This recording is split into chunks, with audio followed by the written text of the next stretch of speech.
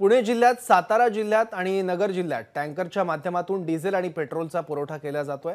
सध्या देशभरातील वाहतूकदारांकडून संपाची हाक देण्यात आली आहे। मात्र लोणी काळभोर इथल्या ऑइल डेपोमध्ये संपाचा कुठलाही परिणाम सध्या तरी दिसत नाहीये। याचा आढावा घेतला आमचे प्रतिनिधी मिकी घाईने।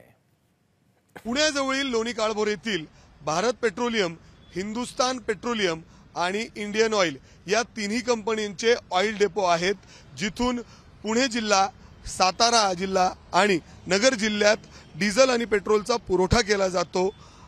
जर आपण पाहिलं तर आज देखील या तिन्ही ऑइल डेपोमधून जो डिझेल आणि पेट्रोलचा पुरवठा आहे तो सुरळीतपणे सुरू आहे।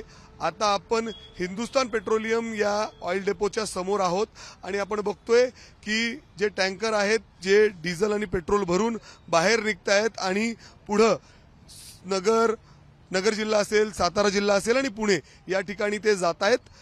या तिन्ही ऑइल डेपोमधून दररोज जवळपास 750 ते 800 टँकर भरून बाहेर पडत असतात। आज देखील हे टँकर बाहेर पडत आहेत।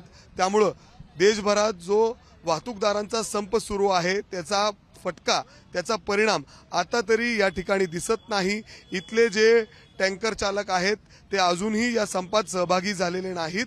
आता तरी असं चित्र आपल्याला दिसतंय आणि त्यामुळे नगर जिल्हा असेल, पुणे जिल्हे असेल आणि त्याचबरोबर सातारा जिल्हा असेल, इथले लोकांनी पेट्रोल पंपावर मोठी गर्दी करून पेट्रोल भरण्याची, डिझेल भरण्याची घाई करू नये, कारण अजूनही या तिन्ही डेपोंमधून जो डिझेल आणि पेट्रोलचा पुरवठा आहे तो सुरळीतपणे सुरू आहे। कॅमेरामॅन राजेश बिडकरसह मी मिकी घई, एबीपी माझा, लोणी काळभोर। एबीपी माझा, उघडा डोळे बघा नीट।